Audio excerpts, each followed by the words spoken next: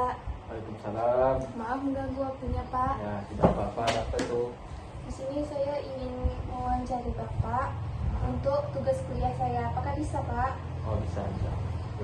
Apakah benar Bapak seorang guru ngaji? Ya, betul. Saya merupakan salah satu guru ngaji yang ada di sini. Sejak kapan Bapak mendirikan rumah ngaji ini Pak? Saya mendirikan rumah untuk belajar mengaji ini itu mulai pada tahun sekitar pertengahan 2018. Kalau boleh tahu Pak, apa yang melatar belakangi Bapak mendirikan rumah ngaji ini? Ya, mohon maaf sebelumnya saya menggunakan masker karena saya sedang flu. Terkait dengan latar belakang saya mendirikan rumah belajar mengaji ini, ada beberapa hal yang bisa dikatakan cukup signifikan. Namun saya memfokuskan pada satu hal saja, yaitu tentang murid-murid yang saya ajarkan di sini adalah murid-murid itu yang berada pada sekolah dasar ataupun SMP. Nah, saya melihat begini.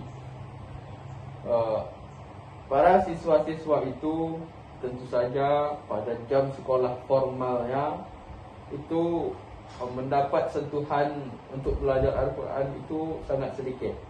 Sehingga saya bertekad membuat tempat untuk belajar Al-Quran yang lebih fokus terhadap anak-anak tersebut. Dan tempat belajar ini tentu saja terbuka untuk umum, sehingga bagi siapa saja yang ingin belajar itu saya persilahkan. Jadi sudah berapa orang yang Bapak ajarkan di rumah ngaji ini Pak? Nah, terkait dengan murid, semenjak saya mendirikan rumah untuk belajar mengaji ini, dari tahun pertama saya membuka tempat ngaji ini itu sudah ada sekitar 30 sampai 35 orang. Jadi apakah murid-murid Bapak itu kan semakin tahun semakin tua?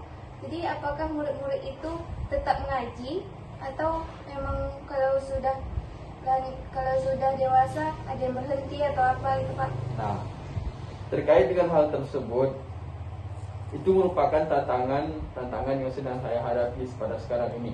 Nah, tapi begini, murid-murid yang saya ajarkan itu berada pada rentang usia SD sampai SMP. Berarti itu bisa diperkirakan sekitar usia 10 sampai 15 tahun.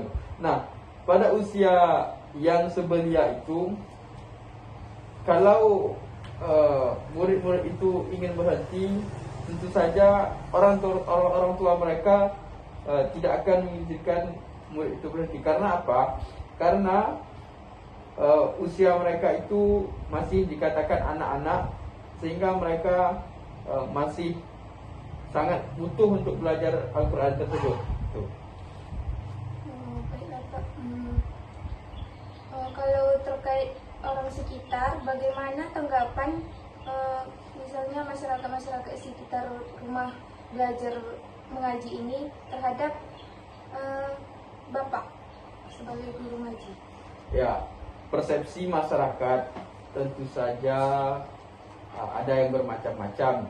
Ada yang sifatnya membangun, ada yang sifatnya mengkritik tanpa memberikan saran, dan juga ada mencemooh. Tetapi begini, kalau kita pikirkan tentang apa yang menjadi omongan orang terhadap apa yang kita buat, itu tidak akan bisa membangkitkan kita.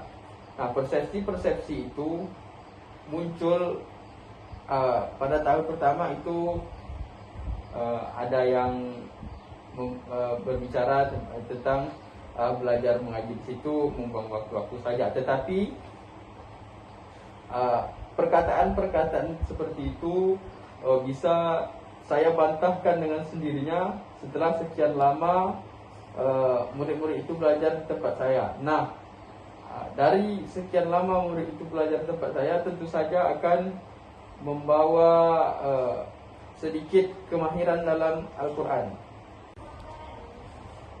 Kemudian Pak, bagaimana perkembangan murid yang mengikuti di rumah belajar ngaji ini, Pak? Nah, perkembangannya dari tahun ke tahun, ke minggu, bulan ke bulan, hari ke hari itu bisa dikatakan cukup bagus. Namun walaupun ada beberapa orang yang lambat melakukan perkembangannya, tetapi dari sekian banyak murid yang saya ajarkan itu bisa dikatakan perkembangannya sangat cepat. Apa yang saya ajarkan kepada mereka itu bisa diserap ataupun dipraktikkannya dengan baik, walaupun memerlukan waktu-waktu yang agak lama. Karena murid-murid saya itu kan seperti yang saya sudah bilang tadi, itu berusia ataupun masa-masa nakal. Karena seperti yang kita ketahui bersama, pada masa-masa itu merupakan masa-masa yang kalau belajar itu agak cepatlah penangkapnya itu.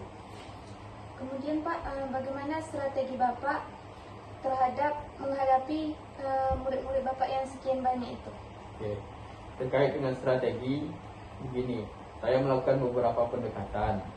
Namun dari yang saya lakukan beberapa pendekatan itu, ada satu pendekatan yang menurut saya itu cocok saya digunakan. Dari sekian banyak murid saya ajarkan itu, tentu saja ada yang cepat memahaminya, ataupun ada yang lambat. Nah, bagi yang cepat dalam memahaminya itu saya kelompokkan menjadi satu kelompok, dan bagi yang agak lambat dalam memahaminya saya buat kelompok lain. Nah, dengan begitu bagi yang sudah memahaminya agak cepat ataupun lebih tinggi dari yang belum memahaminya, itu bisa mengajarkan kepada mereka, sehingga itu menjadi membantu saya dalam mengajarkan mereka.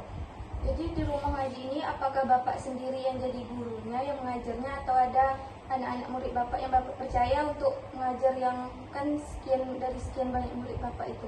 Nah, jadi kalau untuk tenaga pengajar pada sampai detik ini saya masih sendiri.